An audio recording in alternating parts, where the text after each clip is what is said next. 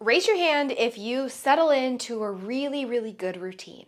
You're doing the things you want to do, your habits are getting checked, the workouts are getting done, and then all of a sudden something shifts, you're off track, you're off your routine, it feels really hard, everything's going crazy, and then after a while of being kind of in a funk, you haul yourself back over to the routine again.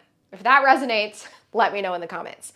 And first of all, that's part of being human, so don't beat yourself up too much about it. In today's video, I want to talk about stress and how stress is probably contributing to your ability, or in this case, inability, to maintain those behaviors that make you feel your very best. By the way, hi, my name is Dr. Karin Nordin, and I am an expert in all things mindset. I have my PhD in that area, and I spend literally every day of my life helping with a coaching program and various other products that we have to bring people like you the real science behind self-help. Today, I want to get a little bit science-y with you, and I want to talk to you about the relationship between behavior and stress.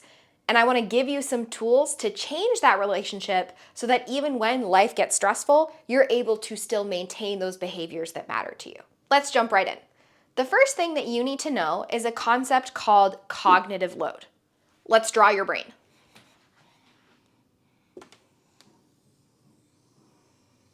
Okay, ignore my great drawing skills, but let's pretend that this is your brain. And right now, you have 100% of the space in your brain available for thinking, for managing, for self-regulating or controlling your own behavior. At a baseline, we actually never have 100% of our brain available for this type of stuff.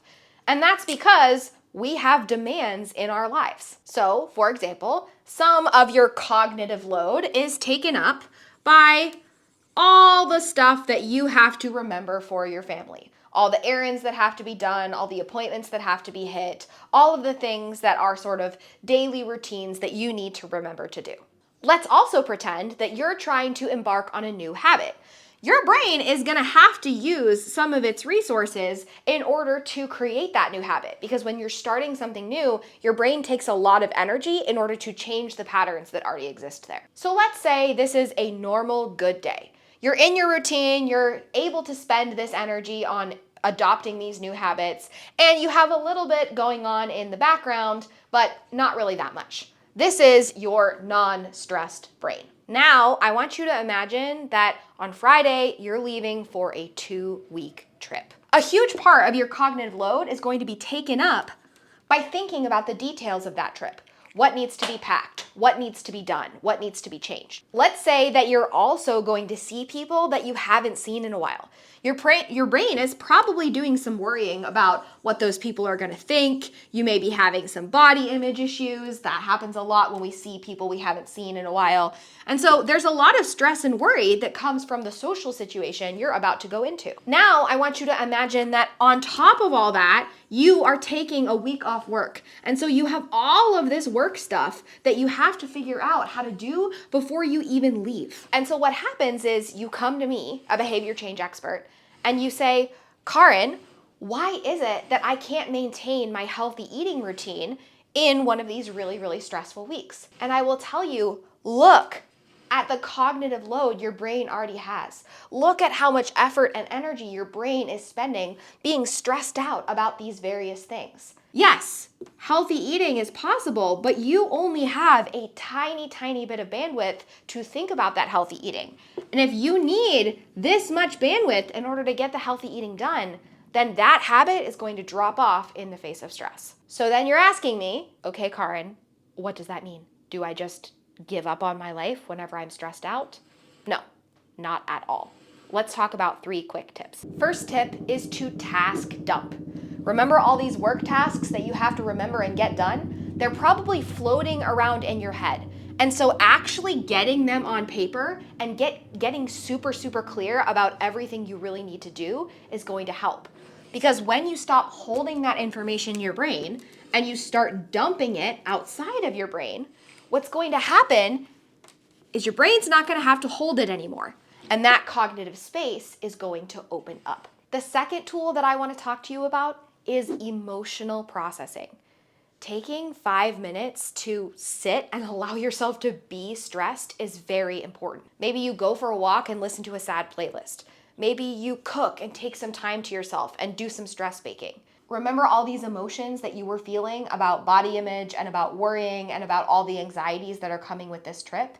If you push them down and you don't experience them, you don't allow your brain to feel them, they're stuck here. But again, the second that you allow yourself to process them, you give yourself a chance to cry or worry or feel or experience. Then, once again, that gets them out of your brain. And that's going to open up more cognitive space. And the very last tip. Remember all those things you're telling yourself in your house that have to get done? Maybe you have to do the cleaning, you have to do the cooking, you have to pack, you have to do it this exact way. You probably have a perfectionistic idea of all the things that have to happen before you leave. And so my third tip is to use one of my favorite phrases from back when I was working a corporate job, which is, that project isn't currently on the roadmap.